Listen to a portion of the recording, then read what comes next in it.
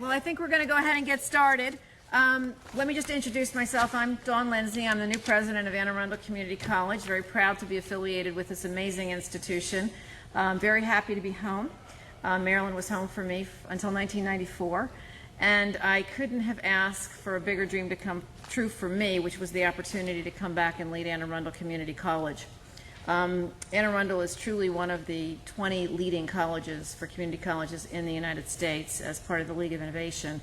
And this is a school that everybody in this audience should be very, very proud of. So for those of you who are new to Anne Arundel Community College, I say welcome. And for those of you who are returning or have been here before, I say welcome back. As a community college, we take our mission of community service and outreach very, very seriously.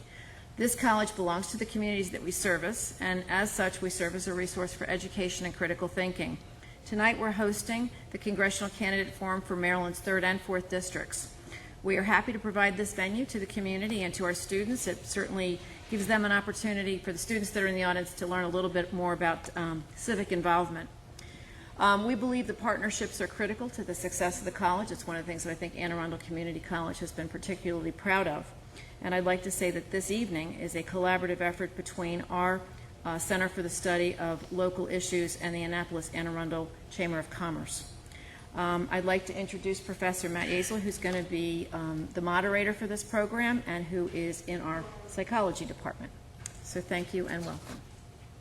Matt.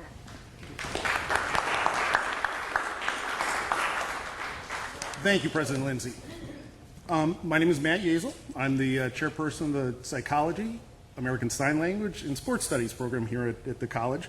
Let me start off by thanking Anne Arundel Community College, the Center for the Study of Local Issues, and the Annapolis and Anne Arundel County Chamber of Commerce. I also want to thank WNAV 1430 AM radio for airing this forum live tonight and for having it available for streaming on its site, WNAV.com. I also want to mention that this forum is being recorded by the college for occasional playback on the college's television station and available on cable throughout the county. This evening we'll provide 2 segments. The first segment will feature the congressional debates for District 3. These candidates are seated to my left and include, to the far right, Paul Drogas, who is a Libertarian candidate, Eric Knowles, who is the Republican candidate, and John Sarbanes, who is a Democratic candidate. I'll be asking these candidates questions as time allows. We will end at 8 o'clock. The second segment of the forum will start about 8:15, and will feature the candidates for District 4.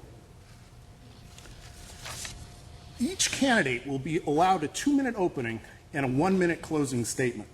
For most of the questions, each candidate will have 2 minutes to answer with a 1-minute follow-up. If a candidate refers directly to another candidate, the latter will be allowed a 60-second response at the moderator's discretion, my own discretion. For the last question, candidates will only have 90 seconds to answer. I will rotate among the candidates so that each of them has an opportunity to be the first one to address a question. The questions were devised by the sponsors. The candidates have not seen them. I encourage the candidates to use their opening statements to introduce themselves broadly and to the audience. I urge the audience to refrain from applauding the candidates during the forum, as it just takes time away from them. Let us welcome the candidates at this time with our applause.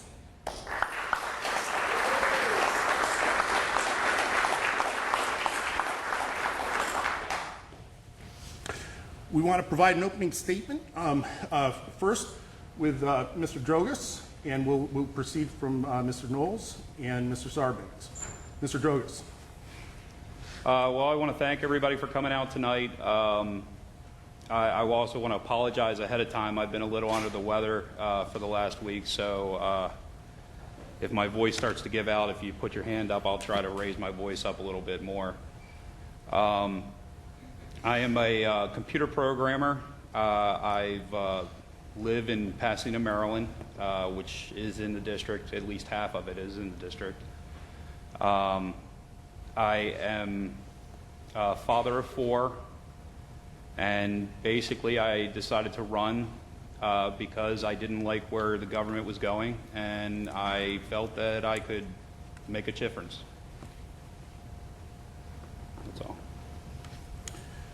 Mr. Knowles.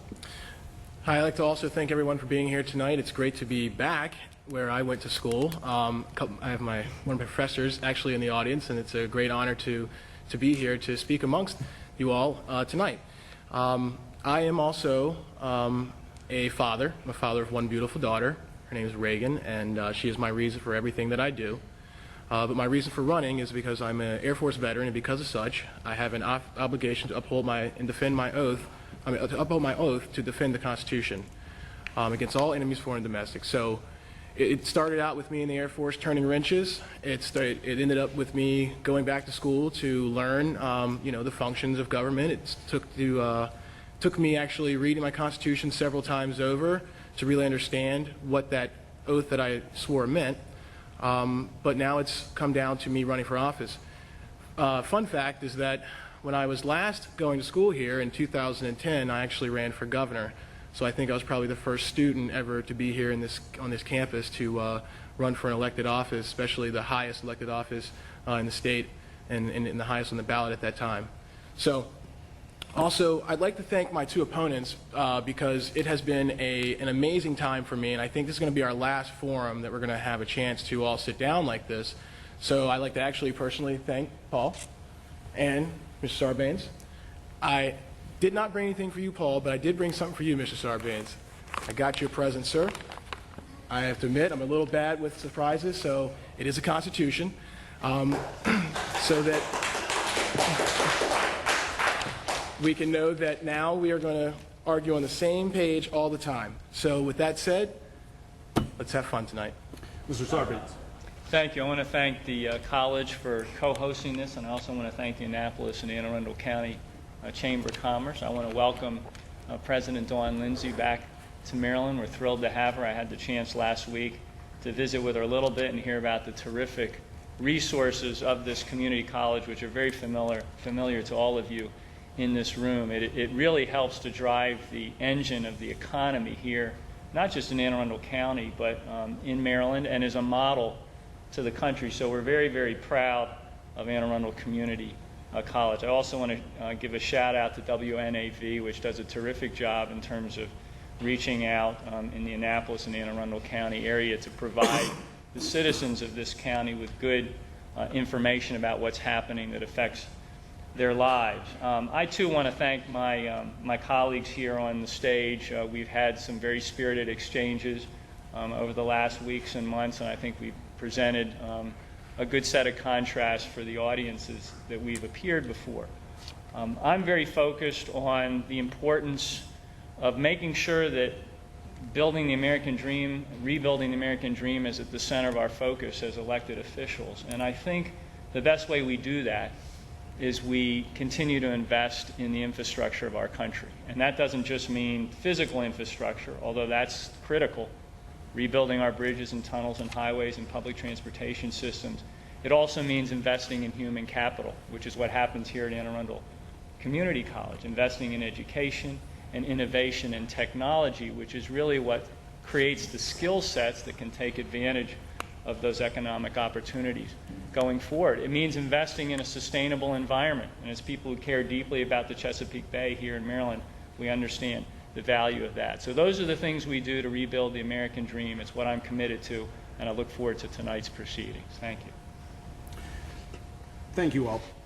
First question is for Mr. Knowles. It is about jobs. Some people argue that our current high unemployment rate and slow growth is due to high taxation. Taxation is now lower than prior to the economic crisis when there was more growth and lower unemployment. Do you think that lowering taxes would provide short-term improvement to the economy?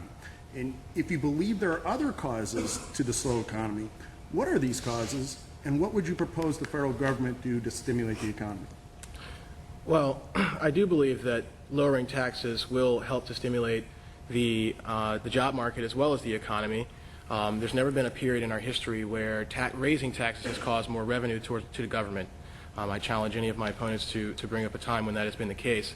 As far as why there is not a booming amount of unemployment if there is less taxes, which I think that's still an arguable thing. There may be less taxes in some areas, but I don't think the government has really lower the tax burden, especially when you account for, which is part of your question, the effects of inflation that we have. The fact that we print money is a hidden tax. The fact that we have a Federal Reserve that can print as much money as they want to at the government's behest is a hidden tax, and it's a worse kind of tax because it's actually a tax that hits the poor worse than it hits even the rich. So if you have more money, inflation doesn't affect you nearly as much as if you're like me, who works on a very fixed, small income. Inflation hits you very hard.